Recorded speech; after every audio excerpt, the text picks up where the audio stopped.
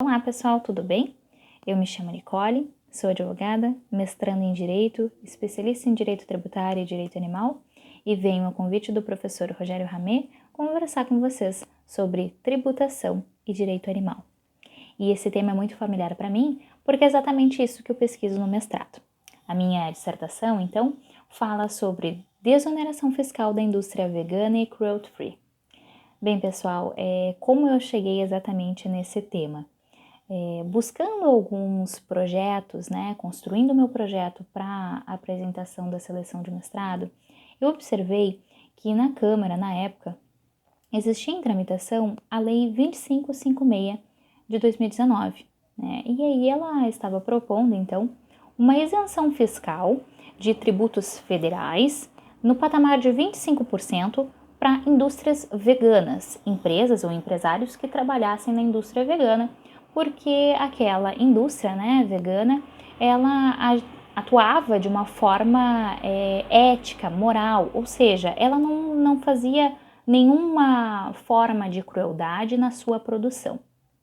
Esse projeto percebi posteriormente, que ele foi arquivado, teve um problema de adequação fiscal orçamentária, porque afinal estava sendo proposta uma isenção, mas em nada falava sobre a renúncia que seria feita, porque uma vez aprovada essa proposta, aqueles valores que foram apurados não seriam mais buscados, Então seria uma renúncia àquele valor. O Estado estaria fazendo uma renúncia àqueles valores. E como eles seriam compensados? Então não foi falado sobre renúncia fiscal e nem sobre compensação fiscal. E isso deveria ter sido tratado naquela lei, e não foi. Em razão disso, ela foi arquivada, passou o prazo do recurso e não foi apresentado qualquer tipo de discussão.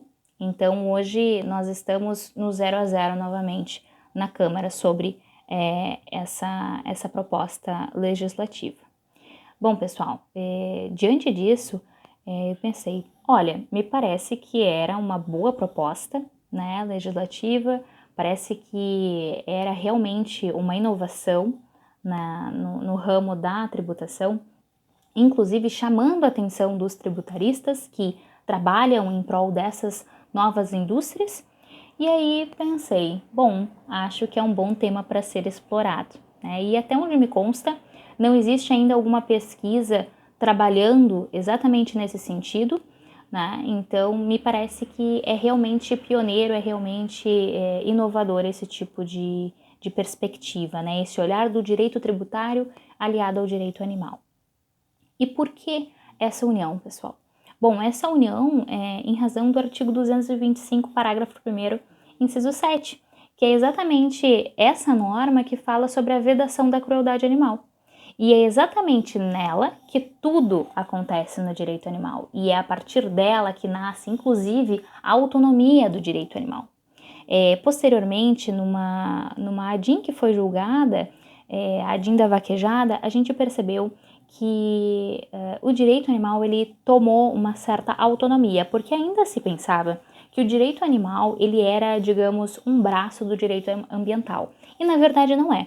Através da ADIM, se não me engano, era 4983. Eu anotei aqui para que vocês pudessem ler posteriormente, que é a ADIM da vaquejada, Foi parar uma questão na STF sobre a vaquejada, inclusive foi a minha monografia de graduação, e era um caso do Ceará, onde era permitida a prática da vaquejada, que é uma prática dita cultural, mas que o STF derrubou.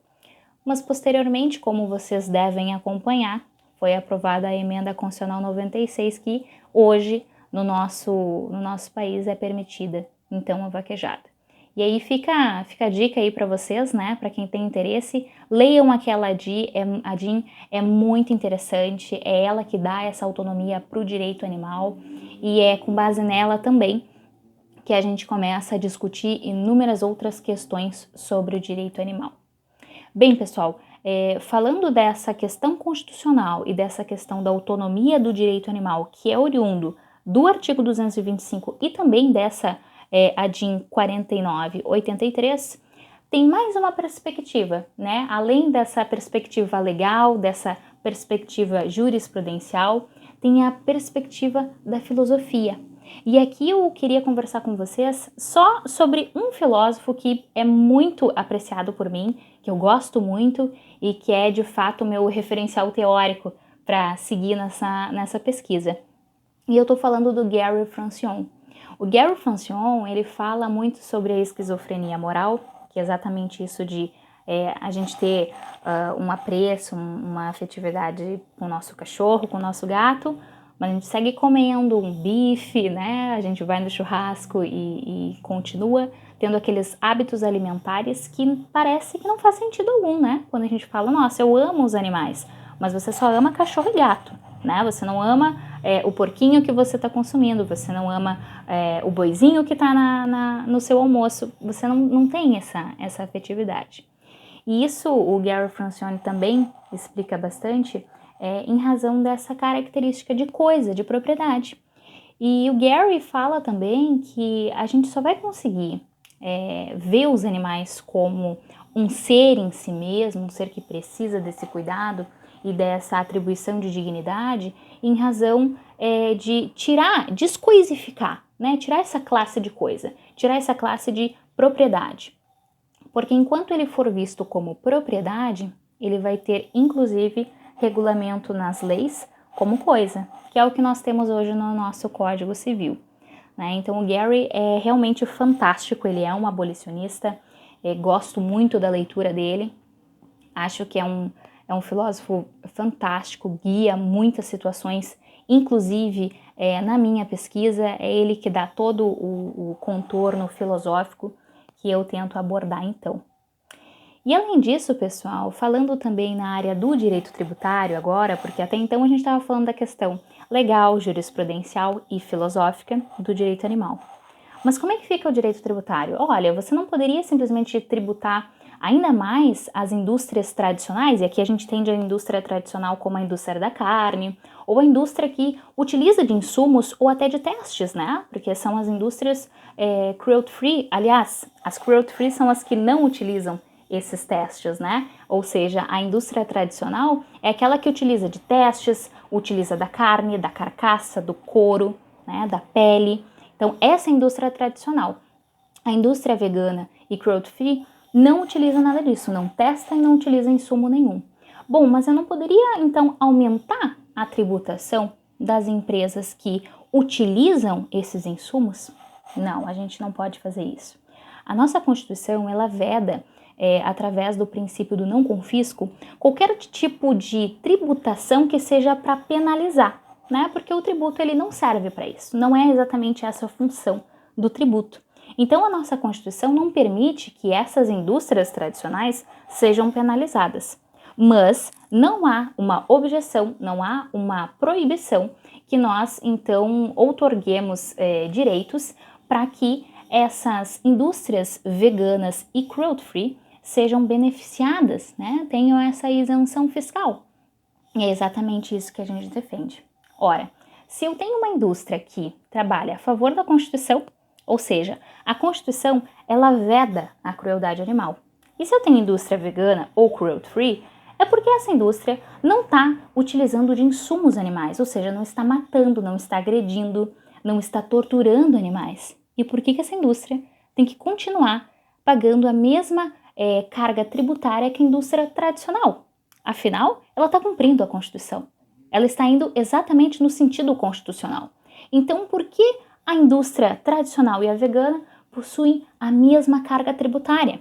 Ok que eu não posso tributar a mais a indústria tradicional, mas não existe objeção alguma para que a gente não atribua, então, um benefício fiscal, uma isenção, uma desoneração fiscal para a indústria vegana ou cruelty-free. Afinal, ela está fazendo um grande serviço, demonstrando que é possível a gente produzir com ética, com moralidade, sem sofrimento e até pensando de uma forma sustentável, porque é sabido que nós vivemos hoje uma crise alimentar e que com a produção que nós temos de proteína para que o boi seja alimentado, nós poderíamos alimentar milhões de pessoas.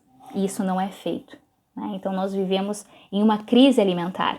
Isso tudo que eu tô falando para vocês e mais alguns dados também se encontra no artigo que eu publiquei no livro Elas na Advocacia. Foi um livro produzido aqui no Rio Grande do Sul pela Escola Superior de Advocacia, junto da Comissão da Mulher Advogada, também aqui da nossa seccional do Rio Grande do Sul. E ele, depois eu posso disponibilizar também ao professor Rogério Ramé para que ele alcance para todos vocês o link desse artigo. E lá eu trato de várias questões de sustentabilidade, de consumo, de produção ética, de tributação e também de direito animal. Então, pessoal, me parece que fica bem claro que há essa possibilidade. Só que a gente tem que sempre ter em mente que o direito animal ele está sendo construído aos passinhos. Nós estamos indo aos poucos, com passos firmes, mas estamos evoluindo dia após dia. Tempos atrás, jamais iríamos imaginar que estaríamos aqui conversando sobre isso, né? Falando que animal tem direito, falando que animal é um ser, falando que animal é um ser senciente, que sente, tem dor, tem prazer, tem medo, tem angústia, tem felicidade, mas aqui nós estamos, né? A gente está discutindo sobre isso. Quantas matérias sobre direito animal e sobre os seus direitos intrínsecos, pelo menos ao não sofrimento, já chegaram ao STF? Quantas discussões já não chegaram ao Tribunal de Justiça do Rio Grande do Sul?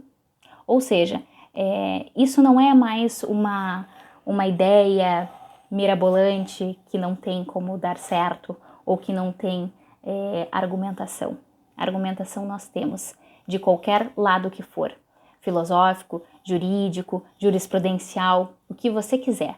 Mas a gente precisa ter um pouco de paciência, porque são novas perspectivas, nem todo mundo está acostumado a ouvir sobre isso e querendo ou não, ainda um ramo muito novo do direito. Em razão disso, a gente precisa unir cada vez mais essas forças e batalhar exatamente nesse sentido, né? Buscando cada vez mais a dignidade desses animais, porque eles não estão pedindo nada que não seja deles. É exatamente o que é deles que nós estamos reivindicando, né? O direito a não sofrer, a não ser tratados como coisas, como objetos, como seres inanimados, porque eles não são isso. Tá certo, pessoal? Então espero que pelo menos a gente consiga produzir ainda mais essas pesquisas, esses artigos, essa busca, né, pelo direito animal, demonstrando tanto para o Brasil como para o mundo que é possível a gente discutir sobre isso, que tem fundamento, que tem argumentação e que futuramente a gente acredita que esse mundo vai ser um pouco mais justo para esses animais. Tá certo, pessoal? Então deixo aí essa contribuição demonstrando que o direito tributário pode sim conversar com o direito animal e pode sim servir como coadjuvante na busca dessa dignidade. E vou deixar também o meu contato para vocês, vai estar tudo ali escrito na descrição do vídeo, para que se alguém tiver alguma dúvida, queira perguntar alguma coisa, queira entrar em contato, aí vocês podem entrar em contato direto comigo. Tá certo, pessoal? Muito obrigado, espero que vocês façam aí um bom proveito desse vídeo. Tchau, tchau!